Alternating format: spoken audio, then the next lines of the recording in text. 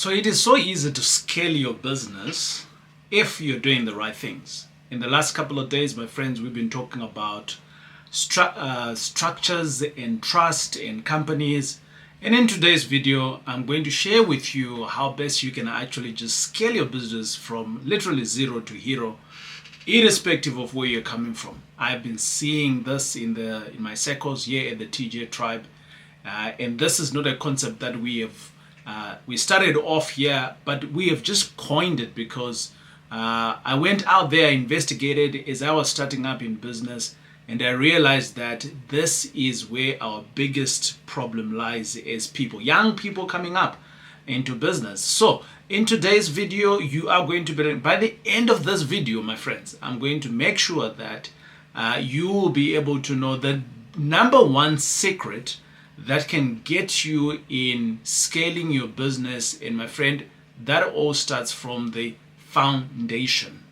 So if you haven't been watching any of the videos that we've been doing here, every Monday coming out, maybe for the last maybe 3 months or so, we have been sharing quite a lot around structures. And what do I mean by that? A lot of us, when we start off in business, we start a business in our personal names. Is there something wrong with that? Yes, there is. From a tax perspective, it basically means that today you could be leaving money on the table by giving the government 45% of your money, and you are not even seeing it because that business is in your name. As a person, when you're earning money, you attract the highest tax bracket. However, if you're doing the same or you're earning the same income of money and that money is coming into a company, the tax that you attract is much less. Actually, it is calculated very differently because as an individual, the taxes that you pay that tax upfront, or whoever who's paying you pays the tax upfront. But if you're running a company and you're receiving the money, you need to expense everything in your business first, and then only thereafter on your profits, that's when you can declare your taxes. So which basically means that if you have zero profits, you have zero tax liability. And my friends, I do not know why many people still run their businesses in their personal name. And that's why, my friends, in the last couple of videos, we've been talking to the lady Pateka. She's an attorney. She's been helping us to put structures together. If you haven't checked out any of the videos, I urge you to go and do that so that you can learn. Here at the TJ Tribe, our aim is to give you knowledge. Remember, I am here to help you so that you can scale your business from zero to your hero. Hey, my hero and your hero could be different, but together we are all heroes in our space. Now, let me speak about this golden foundation that I'm talking about here. What is it? Well, transforming any business is easy. You can make it a thriving empire, but obviously we are utilizing the power of combining a company and a trust. Yeah, I hope you're getting me right. It's combining the company and a trust. If you're new and you don't know what we are talking about, a trust, my friend, is a safe haven for when you die and for today to safeguard all of your assets. So you can create a trust. You need an attorney to do that. They'll create a trust for you. And over and above that, we are saying that everything that you are then going to own is going to be in your company, and your company will then be owned 100% with your trust, right? So the trust is on top, the company is below, you're operating in the company, and bingo, the shareholding is 100% in the trust. Who's the person who creates the trust for you? An attorney. And we've been hanging out with Pateka, and she's been creating trust left, right, center for those that are willing, those that are seeing the light, those that are wanting to secure their future. Now, we speak about trust, but it's not the only reason why you can do this. There's plenty other reasons, my friend. Like, for instance, if you are to die, not if you're going to die. I recently lost my mom not so long ago to cancer, and bingo, like literally about a month and a week, I lost an uncle, my mother's older brother. He also died from cancer. And I'm like thinking, flip, if I've lost these two people in a space of 6 weeks, and if they all had trusts and they had all of their assets in a trust, the next generation could be already been earning from whatever that they have built. And that's the power of a trust, my friends. You are already planning for when you go. We are going to go. It's just about when you are going to go. So having said that, the trust is on top, the company is below. You marry the two, you start operating in the company. Somebody asked us a question here on the TJ Tribe in all of these videos that we've been doing. TJ, should my house be actually owned in my company, my primary residence? Yes, why not? So many people have complicated lives. I'm of the view that if you have a family and your house is in your personal name, you should avoid that. Have your house in the company, and bingo, the company can then own that, so that tomorrow when you are gone, the house doesn't fall part of your estate. It can fall part of your trust, and within the trust in the company, and it can continue based on who are the beneficiaries in the trust itself. Now, somebody says to me, TJ, let us talk about taxes, advantages. I spoke about that one just now. And someone says, let's speak about the limited liability. What do you mean by limited liability? You're always talking about this. What does that mean? Well, my friends, limited liability is all of us here at the TJ Tribe, many of us, we don't have cash. We don't have like millions and millions sitting underneath the bed for us to go to work. I'm always highlighting the fact that if you are going to borrow some money, if you are borrowing money in your personal name, like what we do when we are going to buy a home, or we're buying our house and we're not educated, and these investment properties that we're buying, or any businesses, and we are exposed to the lenders and guarantees and sureties, and the lending part of it is on our personal name. Whew! When things go wrong, my friend, you will be in it for a long time. You will know that, all of you who are here, is that I lost around about 5 million. When I was coming up into the business, I lost 5 million, which was literally bad debt. And fortunately, I was still working for the bank. So the bank helped me to work around, to navigate how to solve that problem, which was a long time. I spent almost 10 years clearing that out.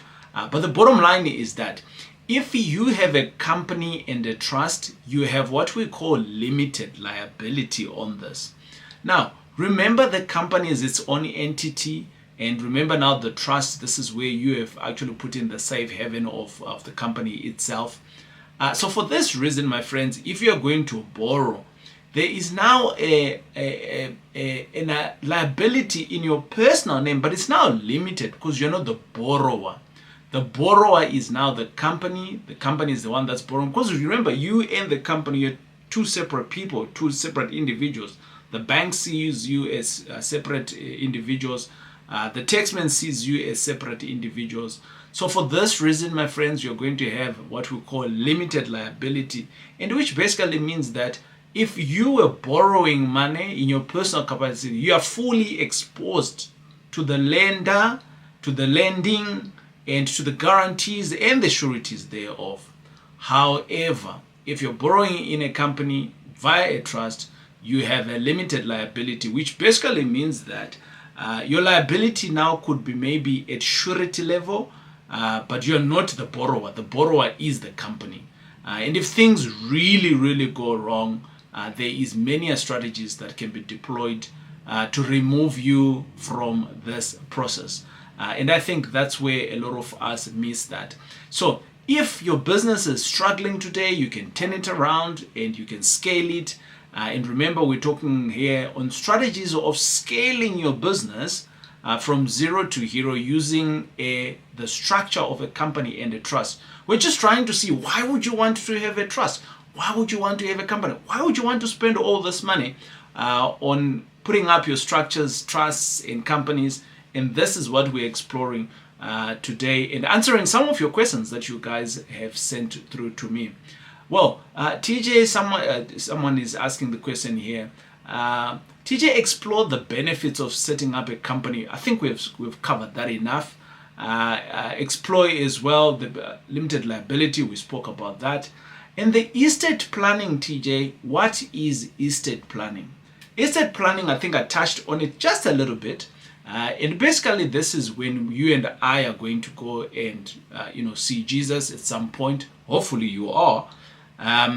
With this, my friends, it basically means that you have no control of when that is going to happen. When it does happen, what's going to happen to your assets? Some people believe in the will. We did a video on trust and wills. Check it out. What does that mean between the two? Now, some people have complicated lives. They have multiple kids with multiple partners. Your will might be, the law might override whatever that's on the will based on your complication of the kids. So you need to check these things out. You need to dedicate your time on your estate planning. Do not just be fooled with people out there saying to you, hey, there's a will, get a will, and out of this will, you're not even covered. You think you are, but basically all you're doing is you're just giving a percentage of your will or of your estate to someone who's going to just administer your will. You know that, right? So if you take Standard Bank, ABSA, all of these banks or any of these companies that say they will administer your will for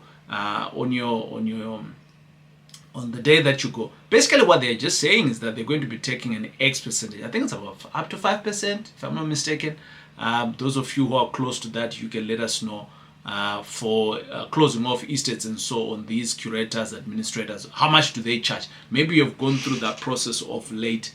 Let me know. So, estate planning, what should you be doing? Well, my friends, if you have everything in the trust together in the company, then there is no estate planning to do. You own nothing in your name. So there is no estate, right? That's the beauty of these structures, my friends. Everything else will still proceed or go along as where you want it to go, based on who you've put in as a trustee, based on who you've put in as a beneficiary in your trust. And obviously, you still need to have a key person to manage the business itself. And this is what people that are scaling their businesses from literally zero to heroes are doing. And my friends, this is what I'm teaching you today to say, my friends, we can explore these things, understand these things based on your needs. Reach out to professionals. If you don't know these professionals, in the comments, we always have a link where you can reach out to us, who direct you to people that are helping me, people that have been helping me, and you can also do the same. Now, the main thing here that I want to highlight is, if you don't have a structure, if you're running a business and you do not have a structure today, you don't have a trust, you don't have a company. Well, my friends, for you to scale solid, you need to have that. If you don't know where, reach out to us. We'll be able to do this. But here is another secret sauce that I want to share with you, my friends. When you are borrowing or when you're scaling your businesses and you are doing this in your personal name, as you will know that in our markets, we have what is called the National Credit Act. The National Credit Act just basically dictates how much you can borrow. They've put a cap in terms of how much you can borrow. But my friends, when you are borrowing in a company, there is no limit in borrowing money, which basically means that you can scale to kingdom come. Yeah. So why are you not utilizing these structures? The one structure, which is your personal name, your personal salary, and borrowing in your personal name. You buy 3 properties and that's it. That's all you can do. But if you are doing it in the right structures, there is no limit. How do you think all of these people that are buying real estate for 50 million, 100 million, how do they do that? Think about it. Think about it, my friends.